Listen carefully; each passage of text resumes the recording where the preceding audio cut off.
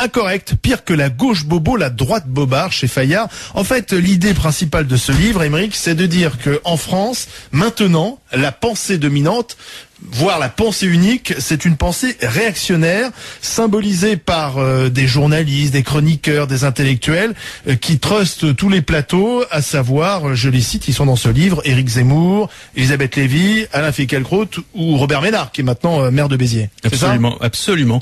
L'idée de ce livre, c'est effectivement de montrer que la bien-pensance, puisque c'est un terme à la mode, a changé de camp.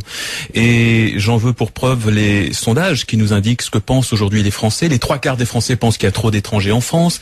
Les 3/4 des Français pensent qu'on n'est plus chez nous ici comme avant, pensent que l'islam est un danger pour la République, pensent que les 3/4 des Français aussi, parce que toujours à peu près entre 70 et 80%, les 3/4 des Français pensent que la justice est trop laxiste avec les jeunes.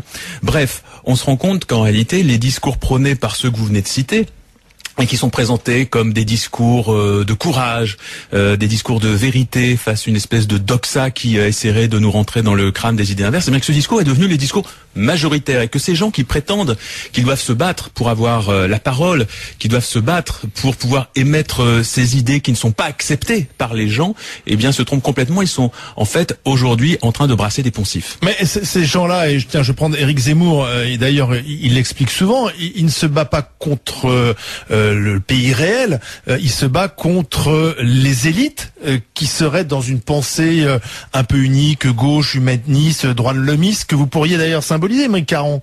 C'est ça qu'il dit Zemmour, il dit, moi je me bats pas contre les Français, je pense effectivement, il dit plusieurs choses. Ce que les Français pensent. En revanche, dans la rédaction d'RTL, je suis le seul à le penser, et d'une manière générale, dans les élites parisiennes, je suis minoritaire. Il dit plusieurs choses. Il dit d'abord que cette parole n'arrive pas à émerger.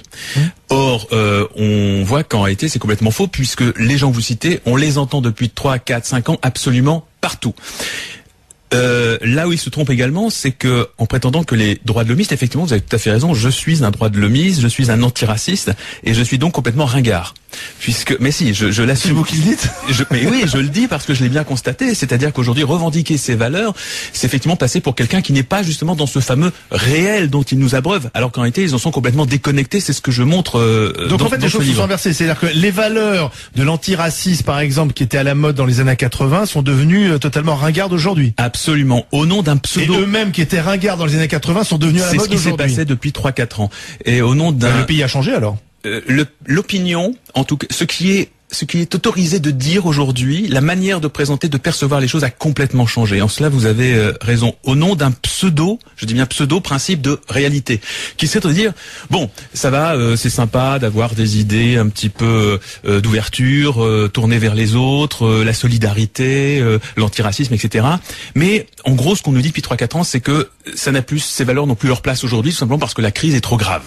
C'est-à-dire qu'on pouvait penser comme ça il y a 30 ans, mais qu'aujourd'hui l'ampleur de la crise est telle qu'il faut ouvrir les yeux, que l'immigration est responsable d'une bonne partie de nos maux, la montée de l'insécurité, etc., etc., parce que justement il y a eu tout un pan de la pensée bien pensante qui a permis à ces problèmes d'émerger et de gagner tous les pans de la société. Ce que je montre dans ce livre, c'est qu'on est dans le fantasme pur et simple, et c'est-à-dire qu'on a juste simplement trouvé des boucs émissaires pour essayer d'apporter des réponses à la crise, des réponses qui sont en fait complètement déconnectées des phénomènes réels. Alors vous démontrez qu'en fait que la peur de l'islam c'est un fantasme. Ouais. On a tort d'avoir peur de l'islam. On a raison de se poser des questions sur la montée de l'islam radical. Il est tout à fait normal qu'on se pose ces questions et on voit des choses extrêmement inquiétantes. Et moi qui étais grand reporter, j'ai vu les conséquences de l'islam radical sur le terrain dans des pays où cet islam radical a pu vraiment s'épandre. Et je sais combien il peut être dangereux. En revanche, on amplifie très largement le phénomène, et c'est vrai par exemple qu'il y a une montée du salafisme dans certaines banlieues et tout, et ça personne ne le fermera aussi, c'est pas en Syrie, c'est en France, à Toulouse. Personne ne le nie. Il y a des faits. Le 11 septembre, bien sûr, qui a fait beaucoup bouger les choses. C'est pour ça que je fais la distinction entre l'islam radical et l'islam, qui sont deux choses complètement différentes. Et il y a effectivement parmi les Français aujourd'hui un certain nombre de musulmans qui ne sont absolument pas radicaux. La très très grande majorité des musulmans qui vivent en France ne sont pas des radicaux. Donc là où on a tort, c'est de pointer du doigt l'islam en disant c'est le danger de la République aujourd'hui.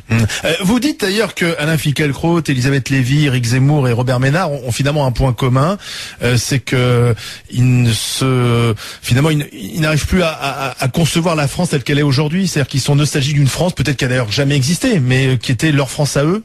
C'est une France rêvée. C'est une France alors certains vont puiser dans leurs souvenirs d'enfance pour essayer de reconstituer une France à laquelle ils sont attachés, une France finalement. Alors si on prend, il y a des cas, ce sont des cas un petit peu différents. On a chez Éric Zemmour, je l'explique, des blessures d'enfance qui sont liées au fait que c'est un juif d'origine berbère, comme il le revendique lui-même. Donc il a toute une histoire chez lui en Algérie qui lui fait percevoir la religion musulmane d'une certaine manière, qui n'est pas objective. Chez Alain Finkielkraut, c'est encore une autre histoire. Il a été accueilli en France très jeune par ses parents, immigrés, et donc il a une reconnaissance éternelle en cette France qui lui a permis. Et il comprend pas qu'un jeune immigré aujourd'hui n'ait pas cette même reconnaissance. Cette même reconnaissance, en tout cas, ne suivent pas le même parcours que lui. C'est-à-dire que lui, il a décidé, il a senti, il a éprouvé le besoin, comme l'avaient fait ces Français, de devenir plus français que français, en apprenant la langue d'une certaine manière, en essayant d'épouser les rites français tels qu'il les imagine, mieux encore que les Français qui étaient là, qui sont en France depuis 5, 6, 7 générations. Il ne comprend pas que des nouveaux venus aujourd'hui en France puissent dire, ok, moi j'aime la France, néanmoins, est-ce que je peux garder aussi une part de ma culture personnelle? Il aime pas cette France communautariste, tout simplement. Ça dépend de ce qu'on appelle communautariste. Est-ce qu'être communautariste, c'est les communautés qui vivent les unes à côté des autres. Oui, mais ça peut être le communautarisme. On entend souvent par là, en fait, le fait d'avoir des croyances personnelles qu'on souhaiterait presque imposer aux autres.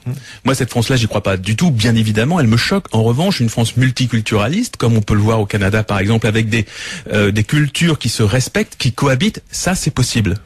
Et effectivement, quelqu'un comme Finkielkraut, Zemmour, bien évidemment, également, n'y croit absolument pas. Bon, je vois un point commun aussi entre Finkielkraut, Zemmour et Elisabeth Lévy, c'est que ce sont trois personnalités juives.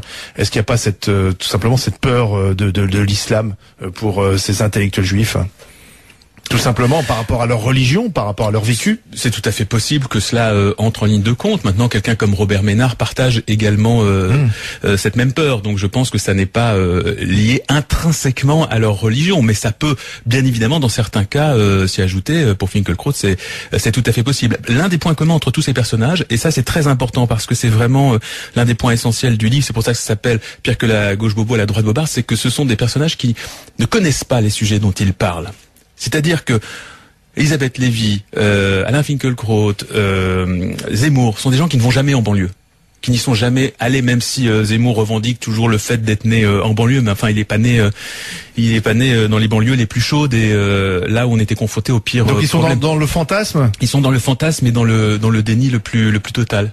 Quelqu'un comme je prends l'exemple de Camus, Renaud Camus, cet écrivain qui a théorisé le grand remplacement. Le grand remplacement, c'est une belle manière finalement de présenter une idée qui est une idée de comptoir, qui est l'idée selon laquelle, attention, c'est terrible ce qui est en train de nous arriver, puisque dans quelques années, la culture européenne, donc de tradition chrétienne, sera remplacée par la culture musulmane. En gros, ils sont là et ils vont tous nous demander de changer de mode de pensée, de mode de vie, les musulmans. Et donc, je montre dans ce livre que quelqu'un comme Renaud Camus, par exemple, c'est quelqu'un qui habite dans le Gers, c'est-à-dire un département, le département où il y a quasiment le moins d'immigrés en France, que les 3/4 des immigrés qui habitent dans le Gers sont d'origine européenne, donc des musulmans, des arabes, il en voit jamais. Et quand on lui demande d'expliquer, enfin, sur quoi vous fondez-vous pour nous expliquer cette fameuse théorie du grand remplacement, il nous dit, il suffit de voir ce qu'on voit.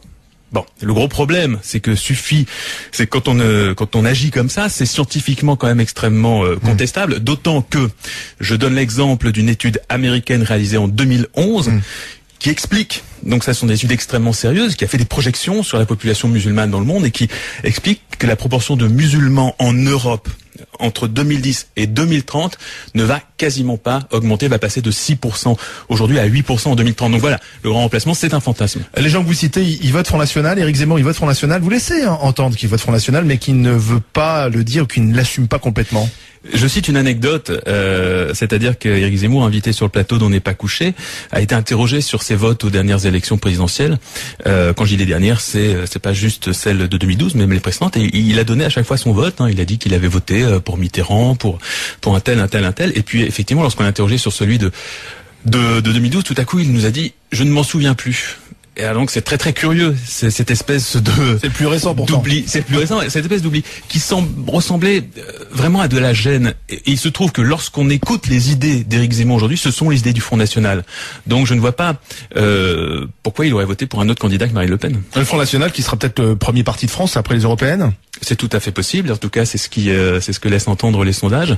Et ce que j'explique dans ce livre, c'est qu'on a tous une responsabilité dans cette montée du Front National. C'est-à-dire que bien évidemment, il y a la gauche qui, la responsabilité de la gauche, c'est d'avoir laissé tomber les classes populaires, c'est de ne plus être capable de leur parler, de comprendre la souffrance des Français. La gauche est responsable en cela. La responsabilité de l'UMP, c'est d'avoir accepté les thèses du Front National comme étant des thèses normales, c'est-à-dire de récupérer aujourd'hui tous les discours sur l'immigration, l'insécurité, et de dire mais finalement le Front National avait raison. Conséquence, bien évidemment, les gens, qu'est-ce qu'ils font? Ils vont aller voter pour l'original plus que pour la copie en disant bah eux au moins on peut peut-être leur faire confiance puisqu'ils n'ont jamais été aux manettes. Alain Finkielkraut qui entre à l'Académie française, c'est une erreur? Non, c'est pas une erreur. D'ailleurs, c'est pas tellement surprenant. Je veux dire, l'Académie française, c'est quand même une institution extrêmement conservatrice, voire réactionnaire. Alors, en plus, il adore les mots, il adore la langue française, donc je pense qu'il est tout à fait dans son élément. Mais ça, c'est le triomphe de la pensée réactionnaire. En tout cas, Gollnisch, lui, a bien expliqué qu'il était très heureux de cette nomination, puisque selon lui, c'était un petit peu le Front National qui entre à l'Académie. En tout cas, c'était les idées du Front National qui étaient légitimées d'une certaine manière. Donc, je crois que ça en dit long.